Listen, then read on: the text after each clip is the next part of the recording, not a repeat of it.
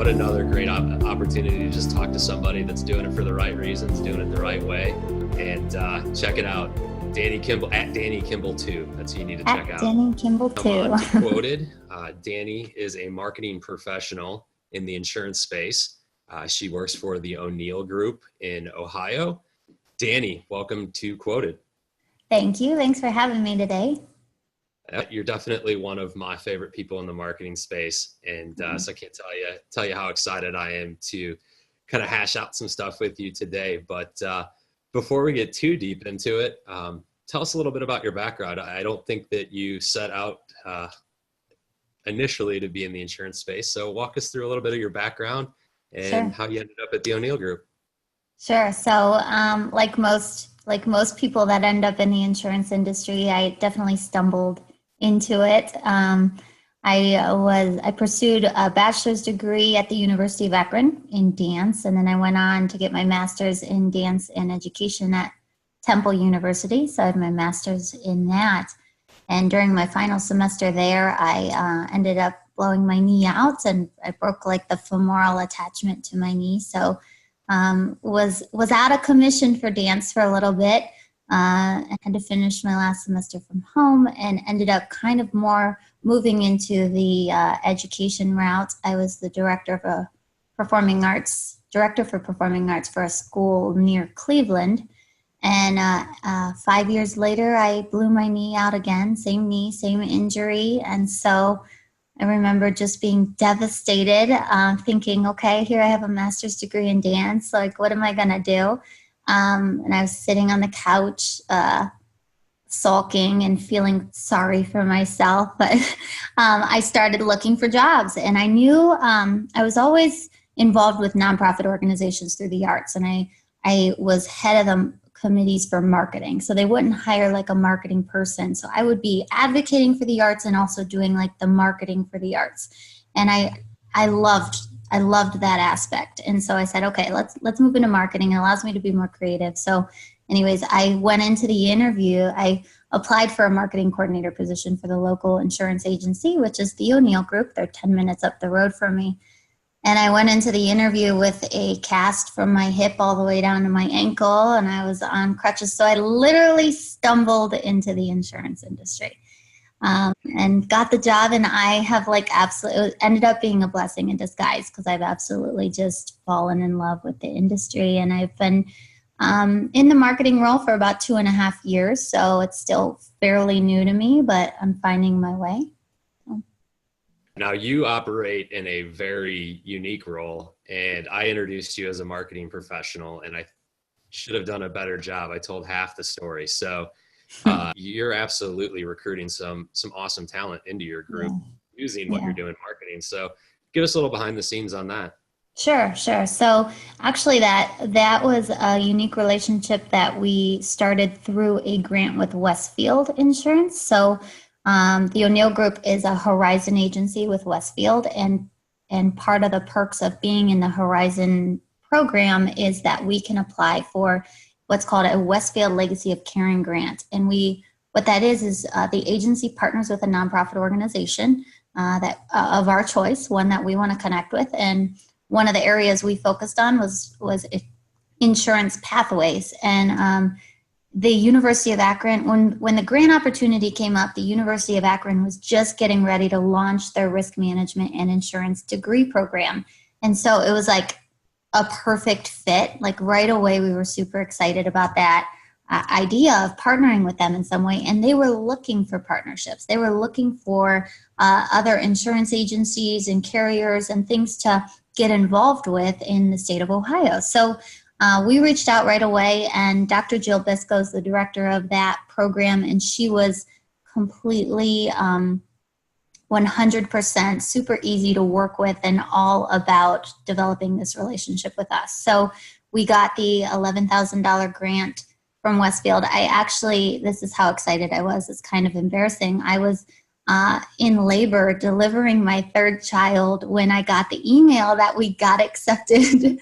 And the contractions were separated a little enough. So I sent the email to Jill and I said, I won't be able to follow up with you for a while. I'm having this baby tonight, but I'm so excited that we got this grant and we can start this journey. And it has been such an awesome journey for us so far. So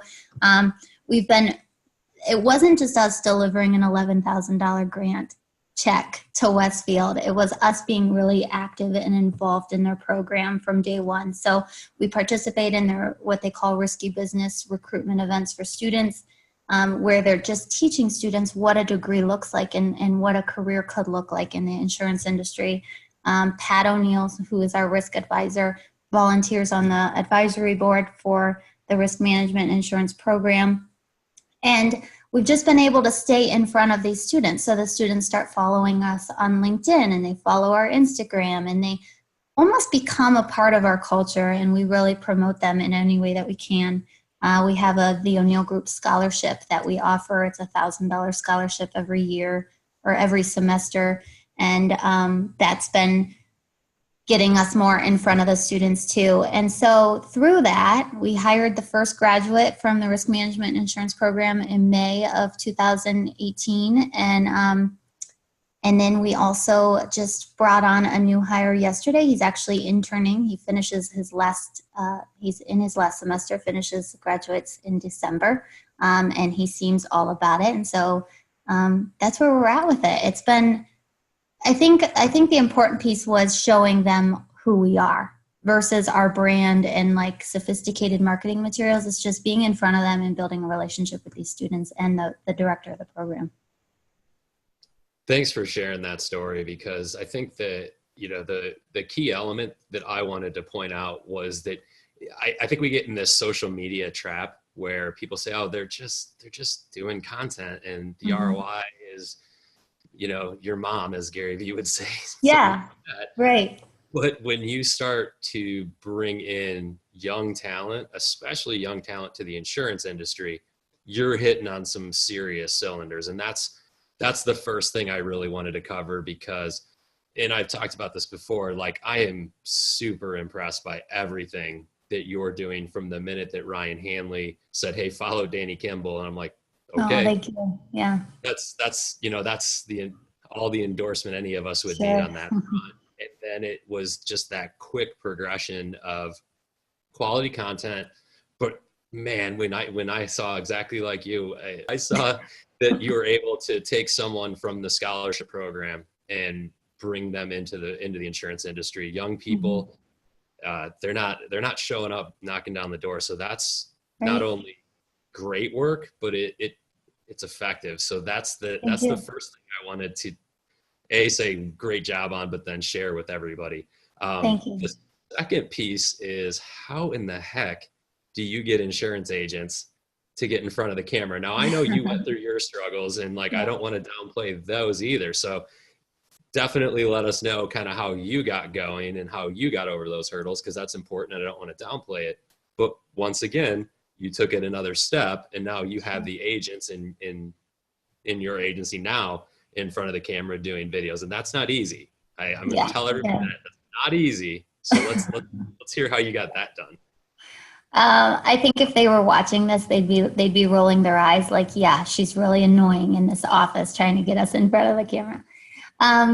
So we just started video about 9 months ago, and really Ryan Hanley in the show kind of like pulled me in this direction, and then Agency Nation helped me find my way there, and Joey Gianogola of Agency Nation walked me through the tactical steps that needed to happen to get us moving in video marketing. And he finally just said, like, just get in front of the camera and do it. Like, quit overthinking it. And that is so true, because it's uncomfortable. You feel awkward. You look awkward. Everything about it is uncomfortable. But, the only way to get comfortable is to do the uncomfortable for a little bit, right? And so I literally, in January, put the cell phone in front of me and started talking about a product that we're pushing out on OSHA compliance for our clients. And I thought it was the best thing in the world. And, I posted it, we share it out, and I look back and that video is horrendous, like absolutely horrendous. And that's okay. that actually jumped me into saying like, all right, we're going to get into a rhythm of this. We know that video marketing, we should have been here 5 years ago. And we know that buyers are going to be making their decisions off of video. So let's just get good and start sharing it with clients, a little bit on social media. Let's try and get a strategy around it. So each video since then has been better than the last. And I look back at the first 10 and I'm just like, oh my gosh, like what was I thinking? But that's okay. And I keep them up. I don't take them back down. I don't hide them. I keep them up. It's okay. It's a progression. So getting the buy-in at the agency is still, I don't have everybody's buy-in. I'll say that. And I totally understand why. These videos aren't making direct sales. And that's not the point of them. That's not the strategy. The strategy is SEO. And I can get into that a little bit, but it's more so like creating content, blog content, and then posting it on YouTube and posting it on our website to double up our SEO and increase our chances of showing up first in Google. And we've been effective at that for two primary niches that we're going after. But SEO is a long game. So to tell my agency principal, this is what the goal is here, and the SEO doesn't show up for 6 months, I was doing a lot of the work outside of the office on my own time because I love doing it. And so once we started seeing a little bit more traffic to the web, we doubled our traffic to our website. So once we started seeing those results come in, it got more people were on board to support it. And so Pat O'Neill, who's our risk advisor, focuses on food companies. That's his niche. And so he felt very comfortable with my strategy. He didn't feel comfortable in front of the camera, but he felt comfortable with my strategy and wanted to support that and wanted to believe and trust that I understood where the trends in marketing were going. So him and I work very well together. I think that's really important for marketing and sales to work well together. So him and I kind of got together and built a niche related strategy, and he's still uncomfortable. He's probably done 15 videos maybe, and he's still uncomfortable in front of camera.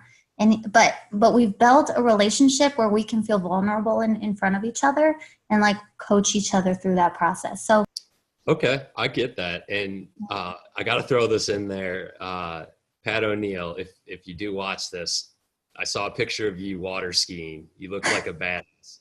You looked awesome. You looked brilliant. So whatever else is going on with the camera, Dani's making you look pretty awesome. Yeah. Remember that Instagram post? Yeah, I remember it back.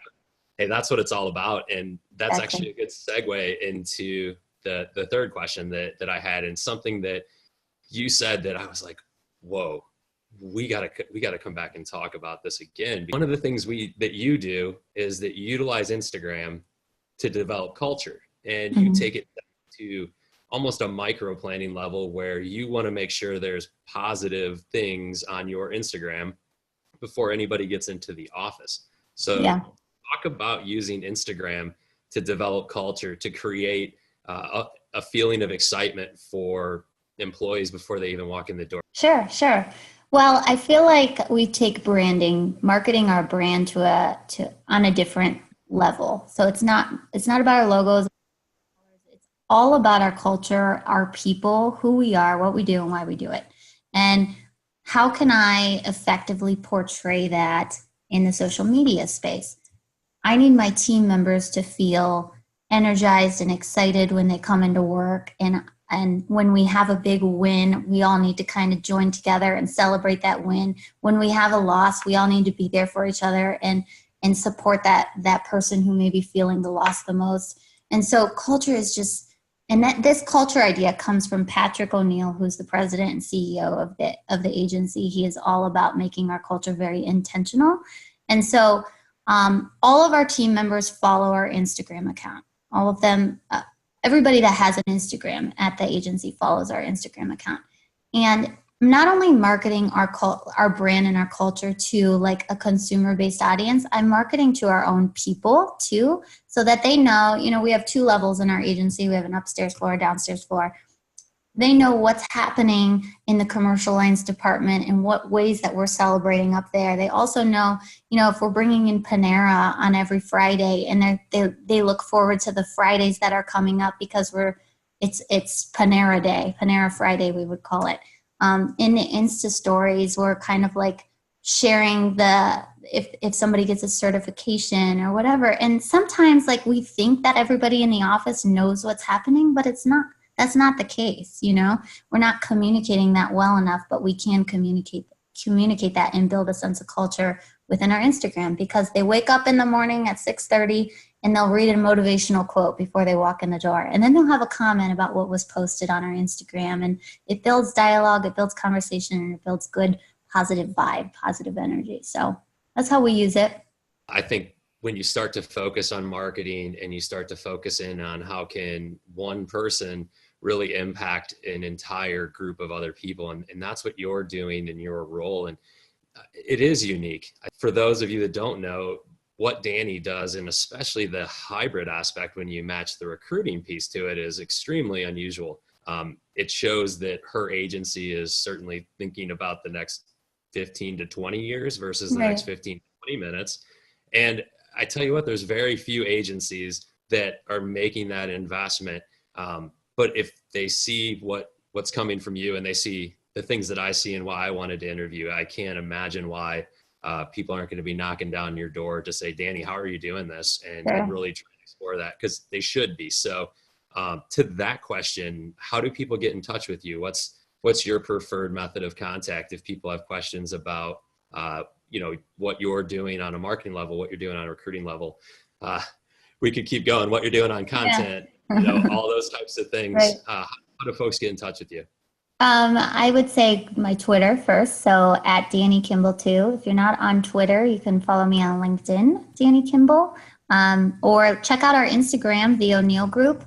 And I'm the person behind that Instagram account. So you can send a DM there. Before I let you go, I want to say thank you, because there's not a lot of people that are actually out in our space and are actually not just developing the types of things you are, but also going and encouraging other people. And you've been so encouraging to me, and you're leading by example. So I wanted to say thank you, truly, for the effort that you're putting out there. And I can't tell you enough, if there was more agencies that were investing in people like you, oh gosh, we're done talking about the ROI of marketing being something you have to defend.